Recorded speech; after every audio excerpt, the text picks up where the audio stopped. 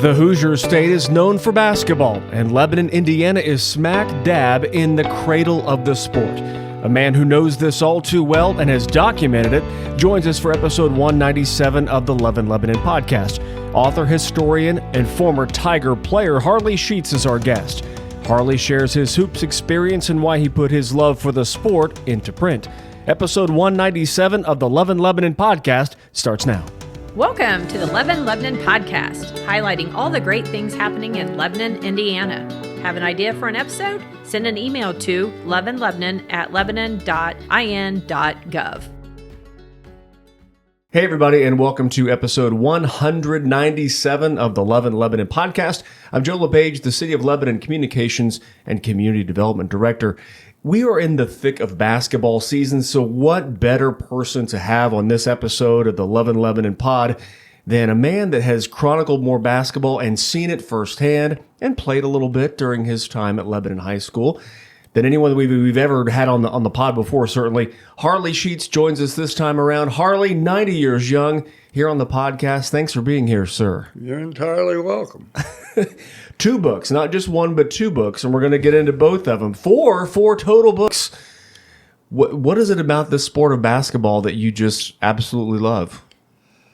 Well, because I played it, I didn't really grow up with it.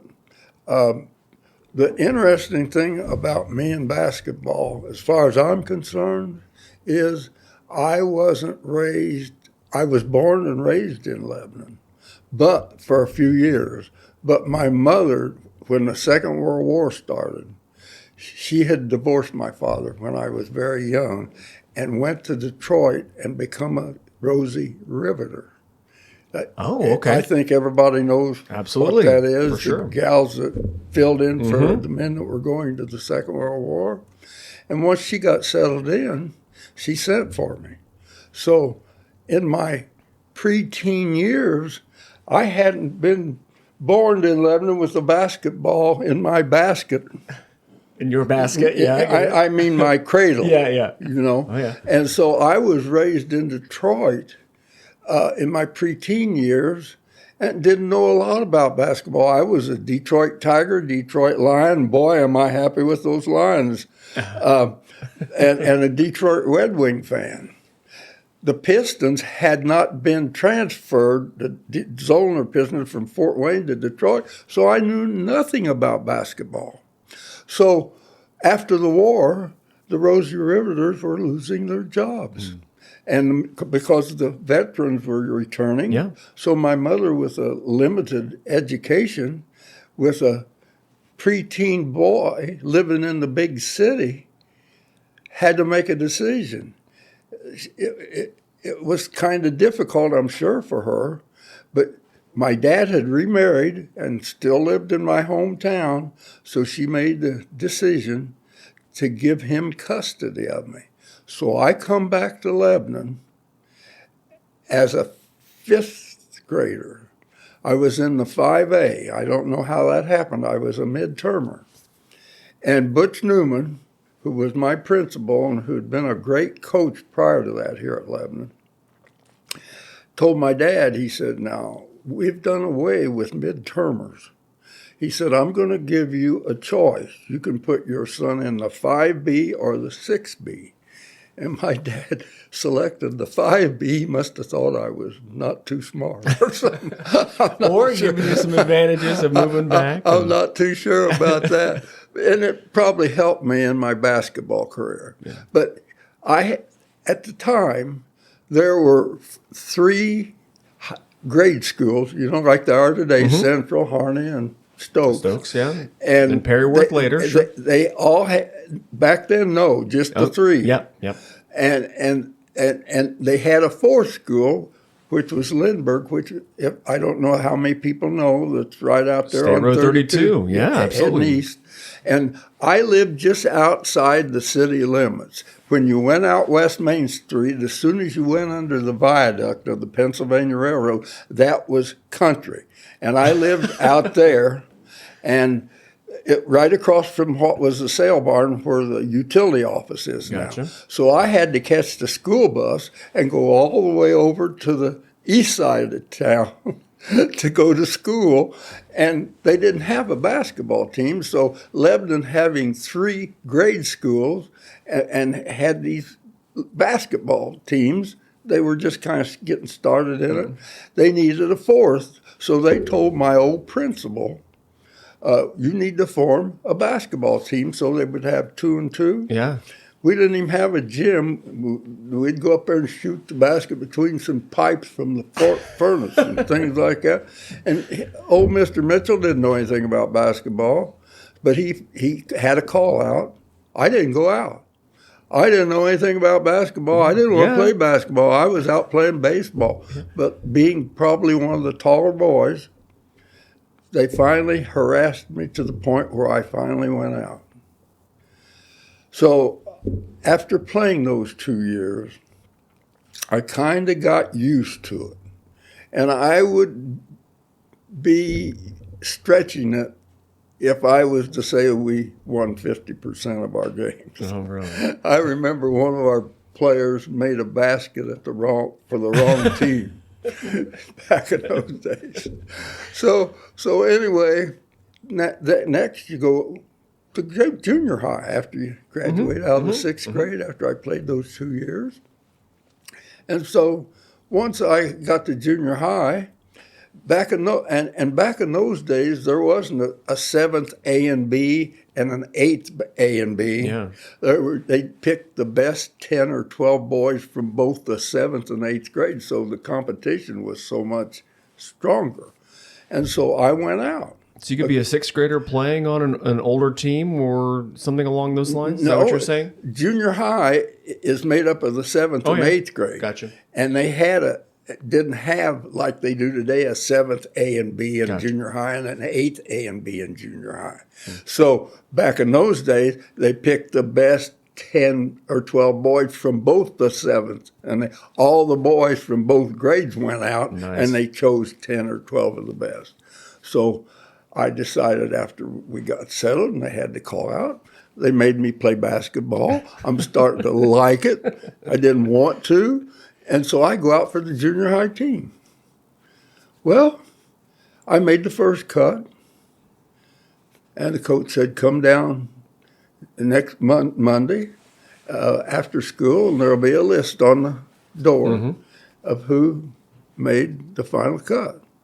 Well, I went down there, and my heart was broken. My name wasn't on there. And here they'd made me play basketball, so I thought, well, my basketball career is over. But being a young idiot, or whatever you want to call kids when they're, teenagers, I saw that my second cousin's name, who had the same last name as me, Sheets, and who ends up starting as a freshman on Lebanon's varsity basketball team, and scores 254 points as a freshman on the varsity and never plays another game after that year. We can go into that later. But anyway, he made the cut. And so I thought, well, old Cat, that was our coach, Cat Adam. I said, he's pretty old.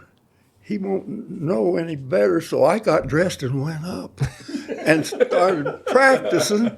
And I thought I was getting away with it. He didn't say a word. So after the practice, he sets us down before he dismissed us in the gym in the old memory hall down there. I remember this very distinctly.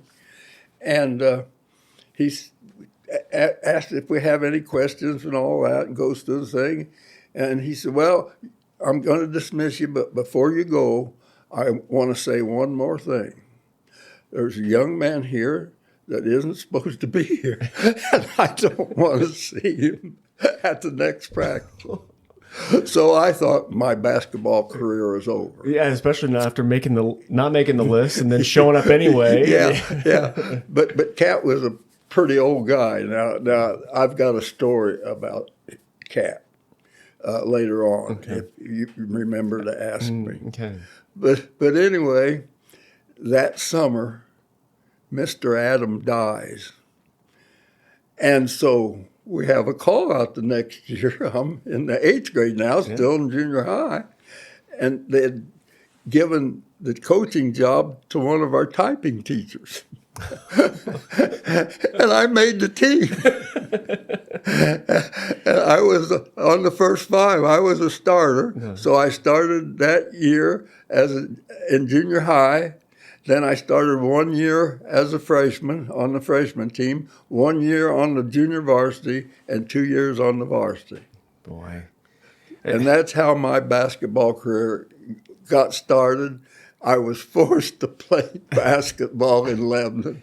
And then the typing teacher is your saving grace. That's so Mr. funny. Guilford. I'll never forget his name. That's funny. Folks, we're talking with Harley Sheets, basketball historian, and we are just scratching the surface here on this episode of the Love in Lebanon podcast. And Harley, what was it about the game? Like, you were forced to play and all these things.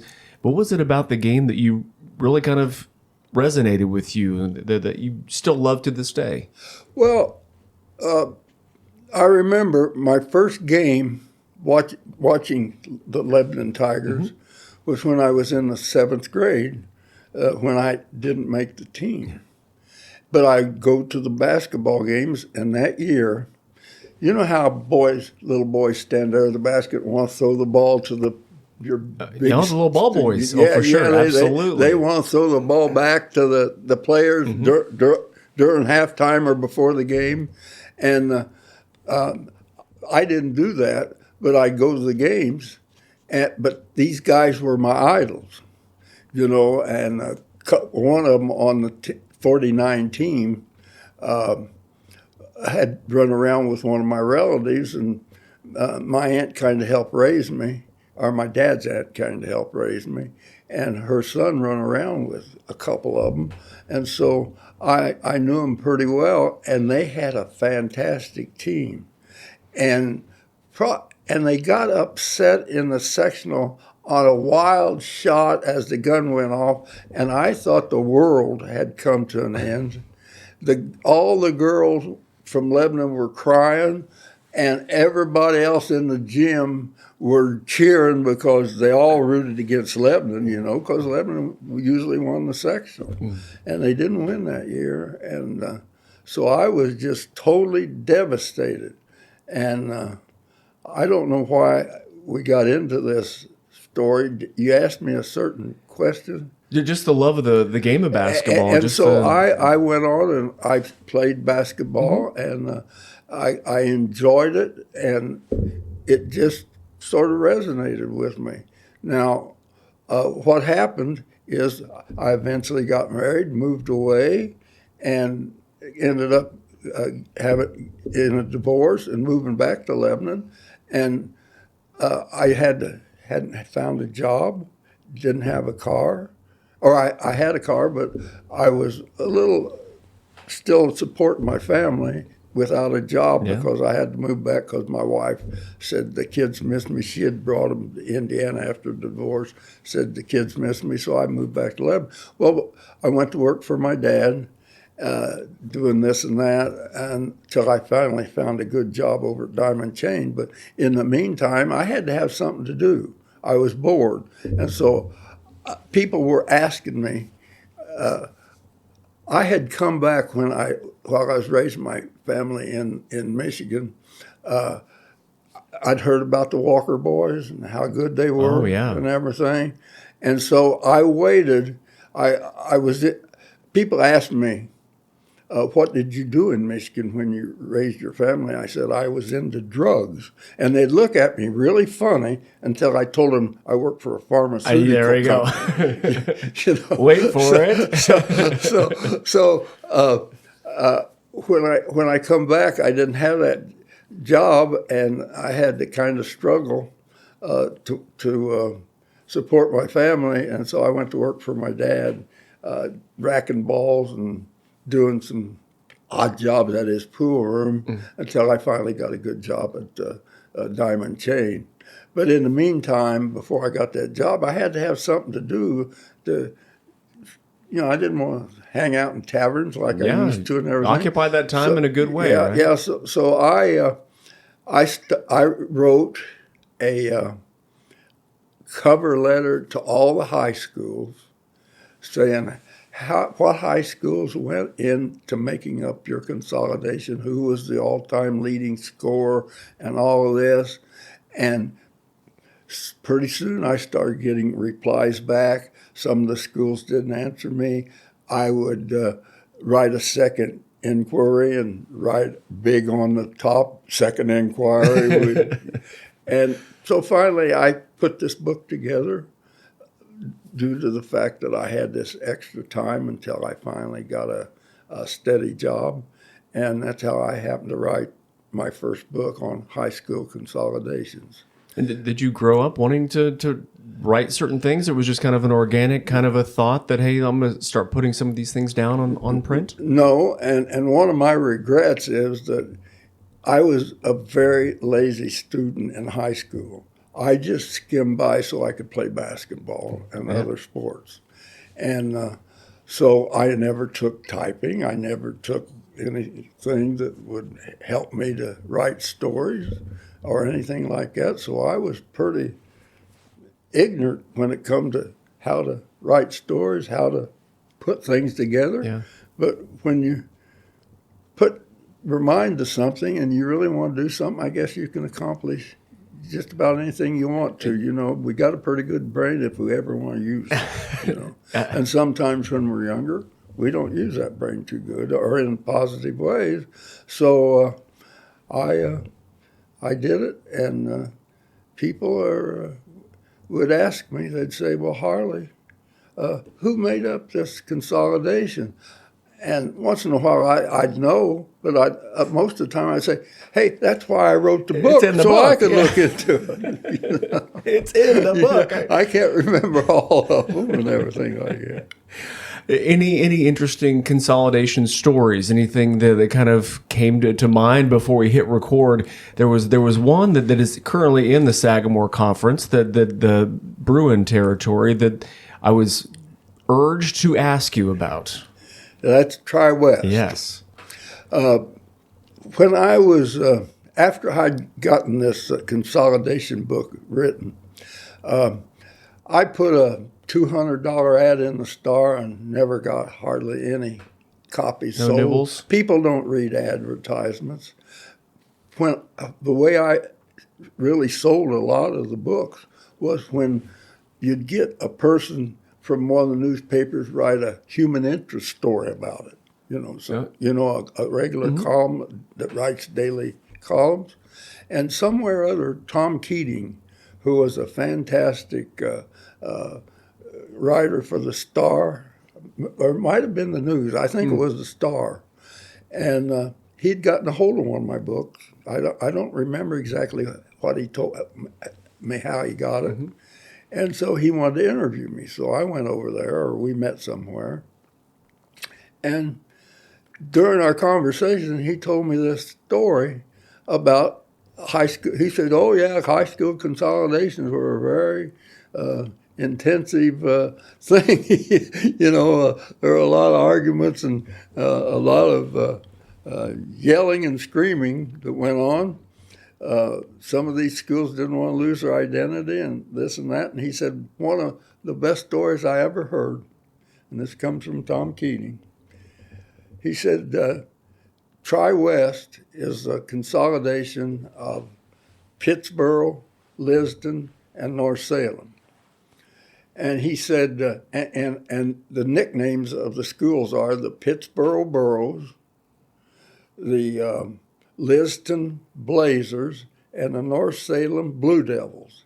He said, now what they decided was that since Liston was the central school in the area, the other two, one on the east and one on the west side, they decided they would build Tri-West at Liston, which would have been the sensible thing to do, which they did. And he said, and they'd chosen which of the three coaches they wanted for their coach. They knew what company they wanted to build the buildings, and they had everything all ironed out. You know, after they had appointed this committee to do all this stuff. And he said, but they were arguing over a nickname. Now, in one consolidation, the Pendleton Heights consolidation. Yeah. Pendleton took in Markleville. This is over in Madison County. And there wasn't any problem there over the nicknames because since Pendleton wasn't going to get to keep their name and just add Heights to it, they decided that Markleville, they would keep Markleville's nickname, so it became the Pendleton Heights Arabians. So there was no problem. Yeah. It was sort of a compromise there. But they were fighting and arguing out at Tri-West over these nicknames and everything. And Tom said, finally one guy with some common sense got up and he said, I'll solve our problem. He said, we'll name ourselves the Blazing Blue Asses. and Tom told me, he said finally common sense ruled and they ended up with the generic name of Bruins. Oh my goodness. Could you imagine what kind of logo what the mascot would be? Asses for Burros, yeah. Blazing for Blazers, and blue for Blue Devils. Oh man. Oh my goodness. I'm getting mental pictures of what that would look like as you're they're facing off against the Tigers, aren't they? Wait, what? Everybody, we're chatting with Harley Sheets here on this episode of the Love in Lebanon podcast. But boy, just different things like that, I'm sure just kind of stick out in your mind even to this day. It was several years ago that you wrote the book and had the interview and all those things, but are there more of these stories you've uncovered? And that first book, did it kind of snowball into hey, I kind of enjoy this, I want to do more of these? Well, I'd like to tell you about my junior high coach that cut me. Okay, yeah, Cat. Fred Cat Adam with no S. In my later years and in my research, he never bragged about it. He was just an old man who had come back to Lebanon. He had been one of the stars of our back-to-back state championship teams in 1917 and 18. And I didn't know this as a young kid. Yeah. What he had done after he graduated from Lebanon, him and another of our players, Clyde Grader, both went to Wabash College in Crawfordsville. Now, back in those days, Indiana and Purdue weren't the dominant college teams. It was Franklin and Wabash. Okay.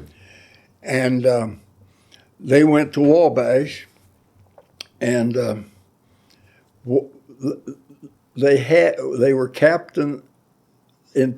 I might not have the exact year right, but Clyde Grader was captain of the team in, I think, 22 in their junior year, and in their senior year, Cat was the captain of the team. That's how good both of them were. Wow. And then after Cat, I should call him Mr. Adams, but after he graduated, he went over he got his first coaching job at Rantoul, Illinois, which was a town of maybe 1,600 population, and took them in the second or third year of his coaching career there to the Final 8 both years in 31 and 32. And that was in single-class basketball, a little town like that. Wow.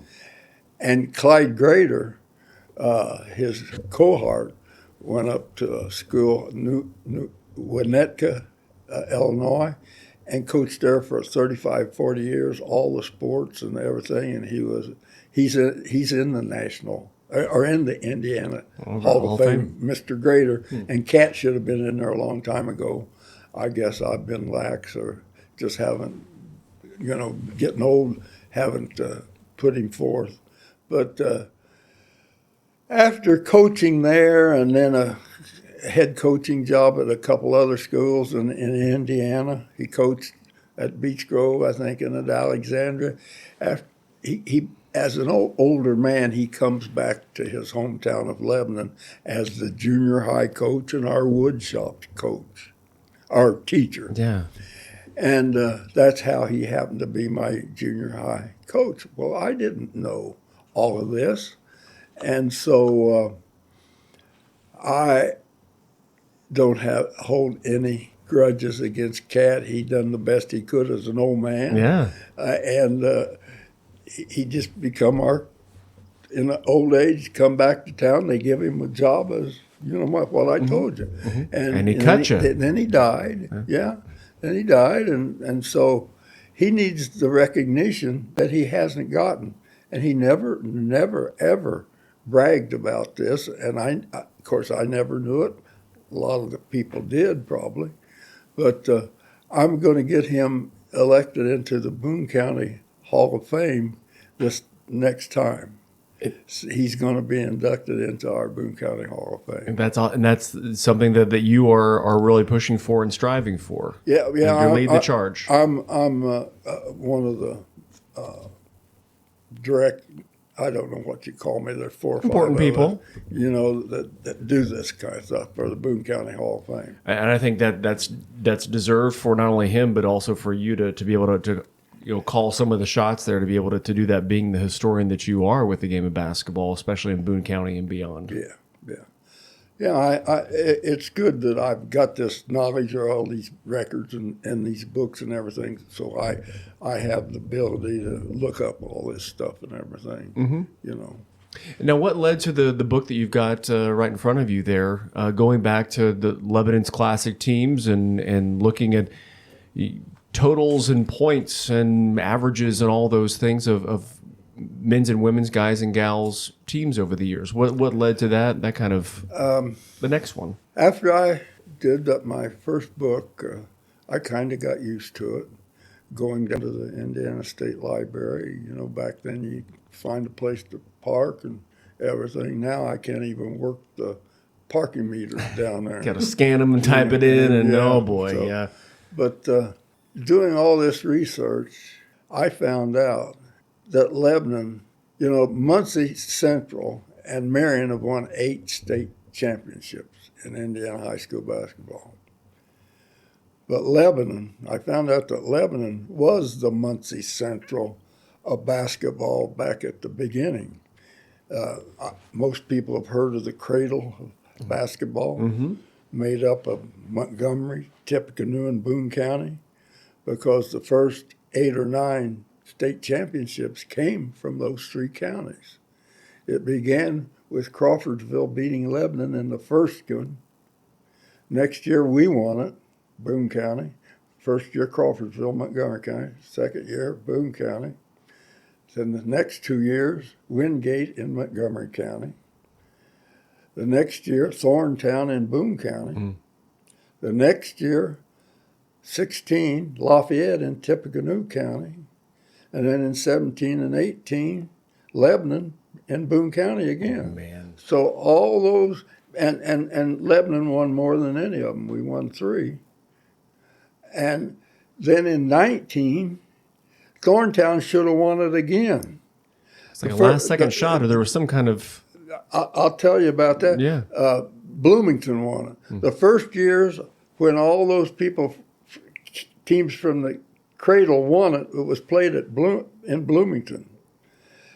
In 19, the first team not to win it from the cradle was Bloomington, and it was played at Purdue. Oh. But Thorntown should have won it, and the reason they didn't is the star of their team,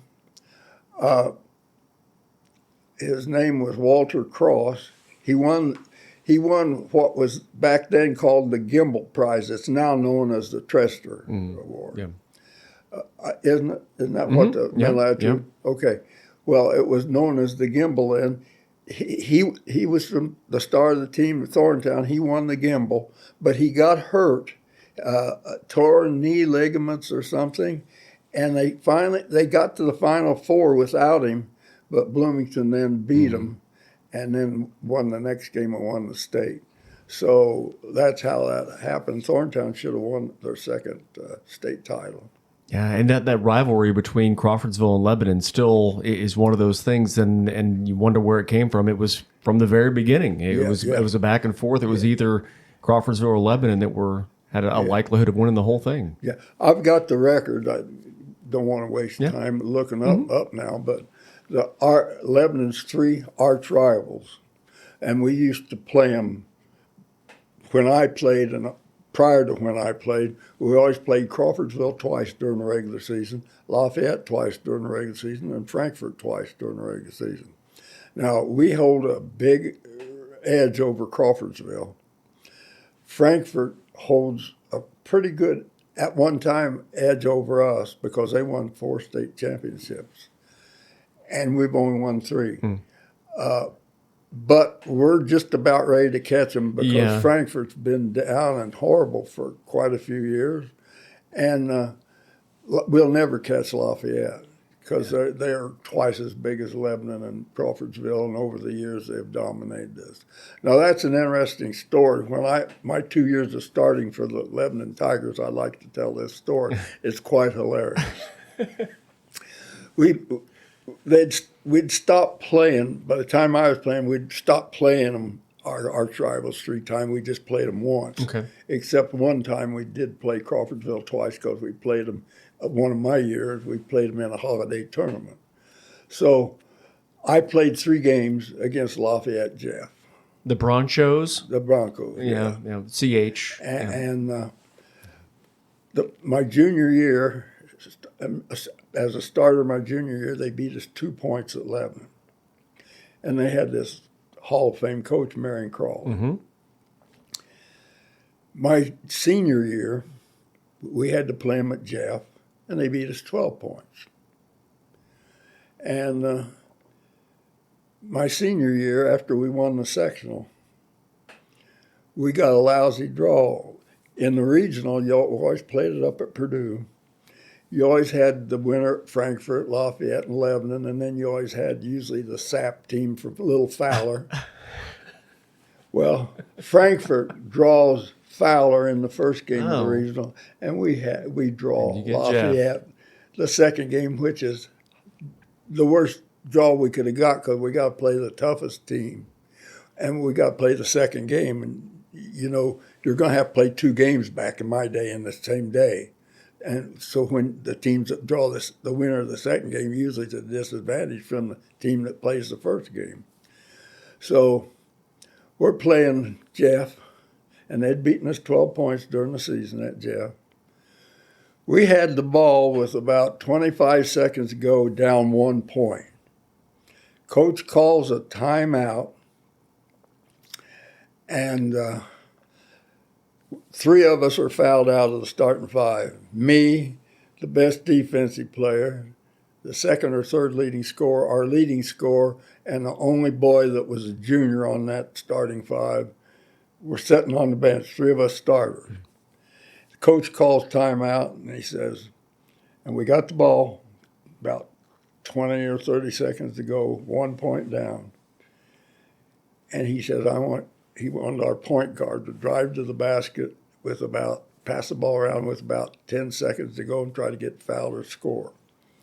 Well, our center was the only one that was still in there, and he couldn't hit the basket if he threw the basketball out of the boat, but he took up a lot of room, was a good rebounder, and had played the best game of his life and had kept us in that game. He misread the clock because it wasn't one of those digital ones. It was white, turned red with about 30 seconds to go, and then been white. And he took the shot and missed. And the guy grabbed the rebound and threw it toward the basket for Jeff, and it went in from about 50 feet out. So they beat us 3 points, you know. But so I never got to beat Marion Crawl, and it really irritated me to no end. But I did get one thing against him that I remember. It was my junior year, my first year of starting for the Tigers.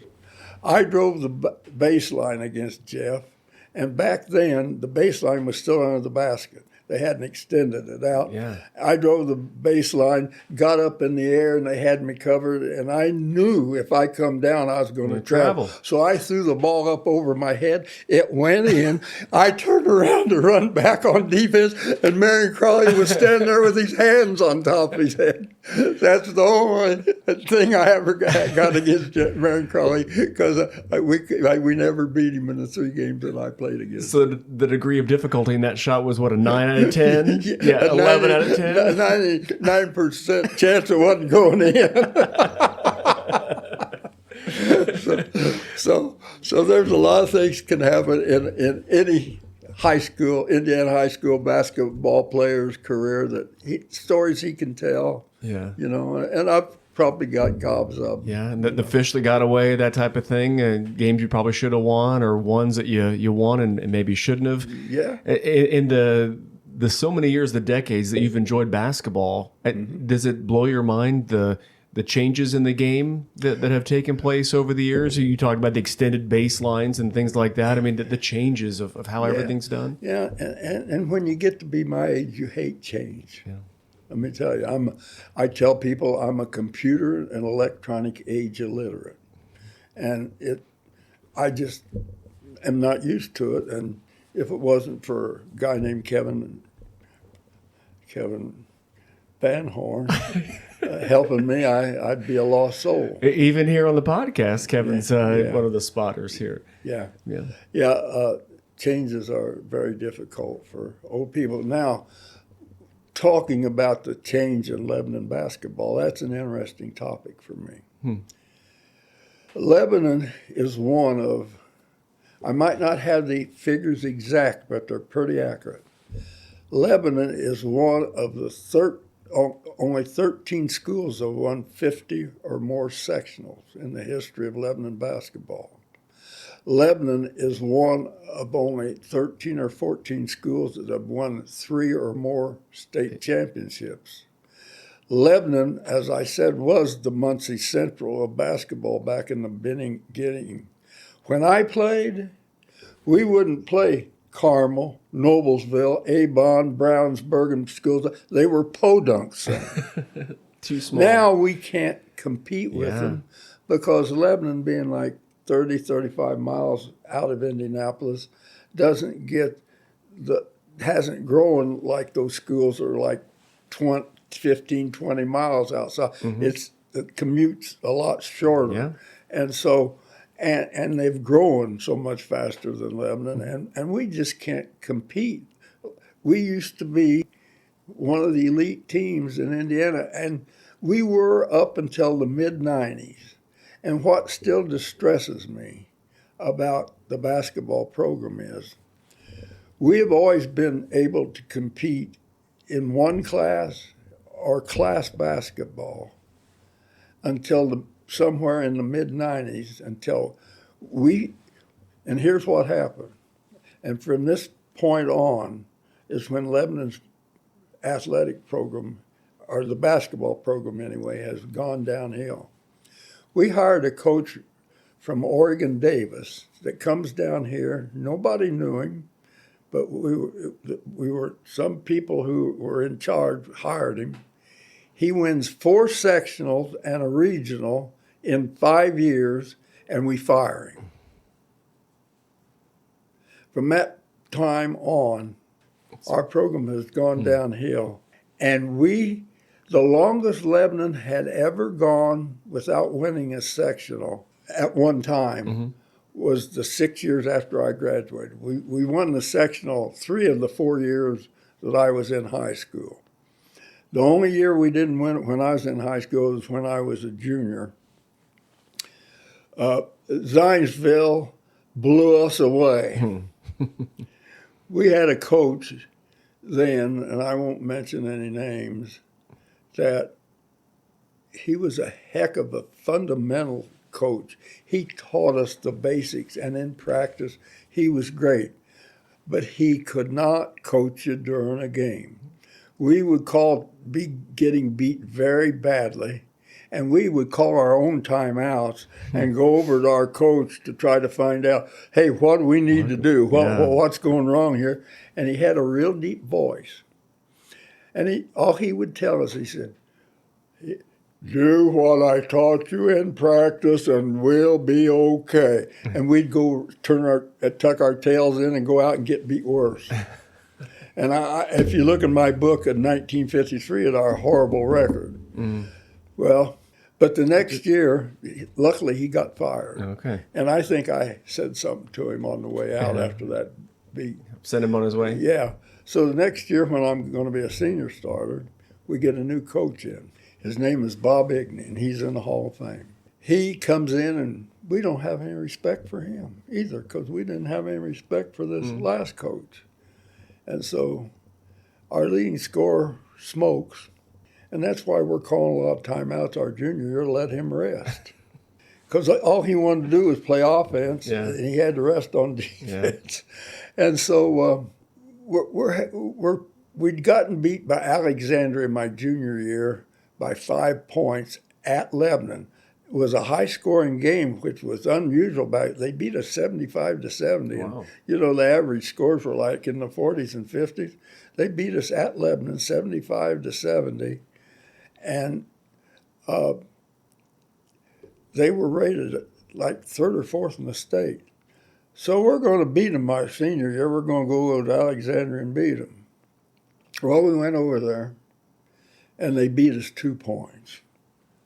And my stepmother was raised in Elwood, which is only about 10 miles from Alexandria, so my stepmother and father went to that game.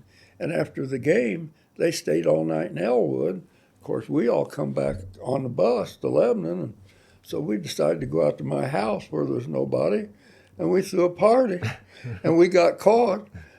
Our leading scorer was smoking, and a couple of guys got into my dad's whiskey and everything, and we got caught. We got kicked off the team. We got found out, so we're playing. Our junior year with a lousy coach, we got beat by 10 points by Terre Haute Gershmeyer at home, and they had this outstanding bunch of guys named Harley, and Uncle Harold Andrews. In 53 and 54, my junior and senior years, this Terre Haute Gershmeyer Black Cat team had gone to the Final Four. And they beat us 10 points my junior year at Lebanon.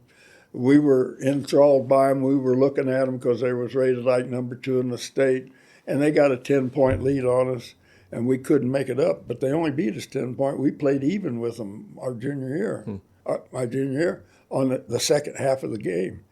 Well, we're going to go down and beat them my senior year.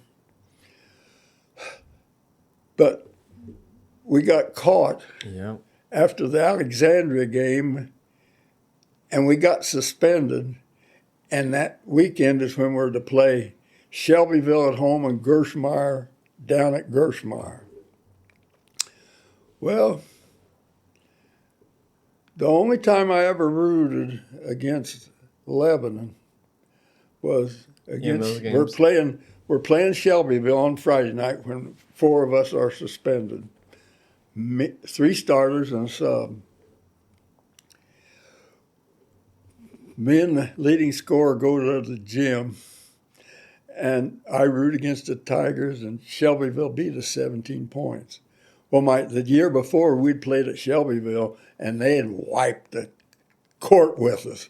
They still had their coach that had won the state championship in 1947 with Bill Garrett.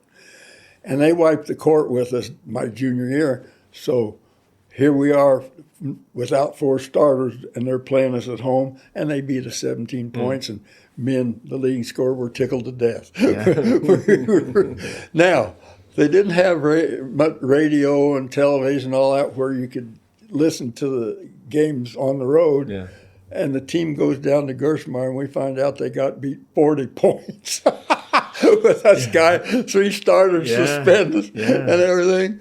So the 4 of us have to go down that following Monday to see if we're back on the team.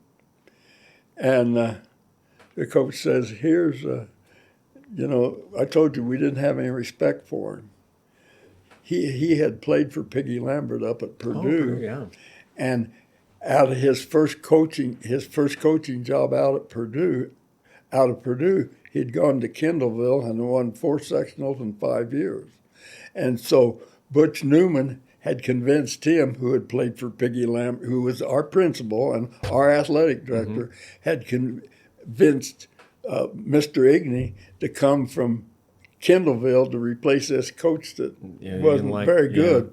And we didn't have any respect for him. We didn't know all these things about Mr. Igney, how him and our principal had both played for the same coach up at Purdue, and why Butch Newman wanted him to come down and straighten the basketball program and us guys out. So this happened, and so Igney comes down and he suspends us. He's not going to put up with this stuff. And we haven't got any respect. Well, we got respect for him now. He's kicked us off. And so we go down to the gym and we're sitting there. He said, you guys just sit here. There's the 4 of us. And waits till all the other players get up and are upstairs shooting around. He said, here's my decision. And we're sitting there scared to death. If we're not playing baseball, football, or basketball, we don't know what we're going to do. And he says, here's my decision. He said, you and you, the sub, who wasn't that good, and the other one who had just moved in here from Noblesville, and he was our point guard and a heck of a good player, but had a girlfriend in Noblesville and was staying out late, and they knew about it. He said, and the reason he had moved in from Noblesville is because his father had been transferred from the Noblesville A&P to the Lebanon A&P, and he was tough-minded, and he was a real addition to our team. He said, you and the sub, you're gone. Sheets, you and Miller, get dressed and get up there. And Miller's our leading scorer. Yeah. And I'm our best defensive player. And he says, you get up there, and we straighten our act up. Yeah. And so that's how that come about. And I don't know why I told you that story. But we never lost. So after we got back on the team, I think we'd won 3 games by a total of 6 points. We were like 3-10. He didn't start us when we got back on the team at Cathedral, and they beat us like 8 points. He put us in eventually. But then the next game at Lebanon against Indianapolis Shortridge, he put us in, and we wiped them out. We never lost another game the rest of the season, except 1 point to Sheridan, who had Joe Hobbs, who was an all-star that year. Wow. And so we went into the sectional, and we wiped everybody out. We were going to get revenge on Zionsville for beating us in our junior year, so we were both playing the semifinal games in the afternoon on Saturday. Zionsville playing the first game against somebody, and we're listening to it down in the dressing room. And they got upset by Pike, so we won our game, so we had to beat Pike instead of getting revenge on Zionsville. Man. So, but you beat Pike. We won every game in the sectional that year by like. The only tough game we had was against the worst team, Dover, who had only won 2 games. They'd won 2 games all year, and they was either 1 point behind us or 1 point ahead of us at the half. And the coach read us the riot act at the half and had things flying all over the office. And we come out there and beat them 10 points, and then we beat the rest of the other next 3 teams by like 12 to 14 points the rest of the way. Igney straightened us out real fast. I bet. Yeah. And folks, hopefully you've been listening and just enjoying the stories that Harley has been sharing as much as I have. Want to kind of end with, you're going to see everybody the graphic. It's you on the north side of downtown Lebanon on the courthouse square in an alley between downtown and Memory Hall. A lot of the stories and the records and the points that were scored and the championships won are in your books, took place, Memory Hall, that type of thing. Can you kind of talk about what led to and what you think about the alley the alley activation that is the This Is Home and Home is Basketball downtown, celebrating the first African-American player, Lebanon's history. Obviously, Pete Mount, Rick Mount, Rich Mount going through and all those historic Lebanon teams as well. How do you feel about that honoring of Lebanon basketball in that way? Well, I think it's fantastic, and I think Missy Krulik's done a fantastic job. She contacted me, and I helped her as best I could, and she's to be commended. I think I have a lot of respect for her, and I think she's done a wonderful job here. The only thing I don't like about what's taken place, and I don't know that she's responsible for, I have a hard time getting around that square with everything sticking out. I liked it way back in the old days. You just angle parked all the way around all four things. Done and done, absolutely. It's real fancy. And they tore all the bricks out a long time ago and paved the road. Now they put bricks back in. That's so funny. Yep, exactly. The things that are old are new again and all those things. Yeah. And how important do you think it is, though? You give a great history lesson. Everybody, if you haven't read Harley's Lebanon Basketball Specific, just honoring the sport here in Lebanon, it's just amazing to look back at the success. And people, I'm guessing you've bumped into folks and it kind of blows their mind to know that in the cradle, 3 state championships won here in Lebanon, and how prominent and how dominant Lebanon basketball was. At one time, yes. Like I said, we can't compete like we used to because of the growth. It'll probably change now that Eli Lilly and the LEAP project. I won't be around to see it, and I don't know if you guys will or not. But we may be a powerhouse again one of these days. It could be. Boy, it could be. Hey, Joe. 50 minutes ago, we walked into this office, and you said, "Feel free to speak, Kevin." Harley says, "Oh, he will." I said, "No, I'm going to be quiet." For 50 minutes, you guys are witnesses. So 52, I've been 15. quiet. Nice job. Yeah, you made it. But I got to ask Harley to tell one story, if I may be so bold. He tells this wonderful story how and I've known Harley for 45 years, and he came back into my world several years ago when we saw each other in church. Here in Lebanon, First Community Church of Lebanon. And I've just rekindled our wonderful friendship. And I've heard these stories hundreds of times. But one that I've never heard was the time he was in the Marines, and he gets out of the Marines. He comes back to his home in Northfield, and he tells this wonderful story how there had been a snowstorm the night before. But I'm going to let him tell this story, if you'd be so kind, Harley. Okay. Northfield Village, I'm sure most of the people know where it's at. My father bought the second house that was ever built out there. A friend of his had bought the first and recommended he buy it. When I got out of the Marine Corps, after I flunked out of Ball State, because when I went to Ball State, I was a pretty good basketball player, but I didn't have a scholarship. But they let guys that weren't on scholarship try out. And if you weren't a guard and you had 5 minutes, you hardly ever got the ball. So I didn't make the team. But me and this kid from farmland over in Randolph County, I thought there was never anything great in basketball come out of Randolph County over by Winchester at the time. But I run into this guy from Farmland or Parker City over there, and we were beating some of the guys who were on scholarship. When I tried out, I never got a hold of basketball, and you only had 5 minutes, so I never made the team. Back in those days, Ball State was a teacher's college, and a lot of cute little gals went there.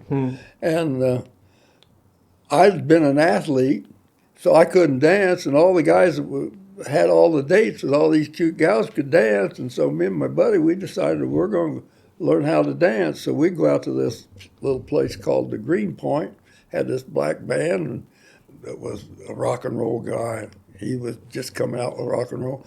And we had to learn how to dance, so we go out there and have a few drinks to loosen up, and the owner would let the waitresses dance with the customers if they had their tables caught up. So after we got a little about high, we'd start trying to dance with the gals, and we stepped on their feet and all that, and pretty soon I was about the best dancer out there. But this is my second year at Ball State, but staying out late, didn't make classes, go to the union, play bid euchre at noon, miss classes, I flunked out. First year I went to Ball State, now I'll get back to that story, I made better grades than I did in high school because I was scared and I applied myself. But the second year, we learned how to forge our IDs and we were able to get in bars and all that. And so I flunked out, so I went into the Marine Corps. And when I got out, my dad had just purchased this house out in Northfield, and I didn't have a job. I didn't have a car, so I lived with my parents till I could find a job and everything. Okay? So before I find a job, and I'm still a young idiot, living with my parents, I'm out chasing women and drinking and doing those stupid things. And I'm hung over on this one Saturday morning, sleeping it off, and my parents are gone, and I hear this knock on the door. Rick's family lived across the street from us. Rick who? Rick Mount. Okay, gotcha. Rick Mount's family lived across the street. Rick's about 8 or 9 or 10. And I hear this knock on the door, and I stagger out of bed, and I go to the door and open it, and it's little Ricky. I said, "What do you want?" He said, "Would you come and help me shovel the snow off of the driveway so I can shoot baskets?" And I said, "Get the bleep out of here." I didn't know he was going to be this great basketball player. And we've been friends. You know, I tell that story when I was traveling around and everything. Yeah. They'd always, and people would find out I was from Lebanon. People would always ask me, "Do you know Rick Mount?" Absolutely. So I had that story to tell them. Absolutely. Yeah, and we'll be on vacation places in the last where we're from, where we live, and we tell them, and that's the first question. "Oh yeah, Rick Mount, yeah, absolutely." Yeah. But you were the one that told him to get lost in a matter of speaking there.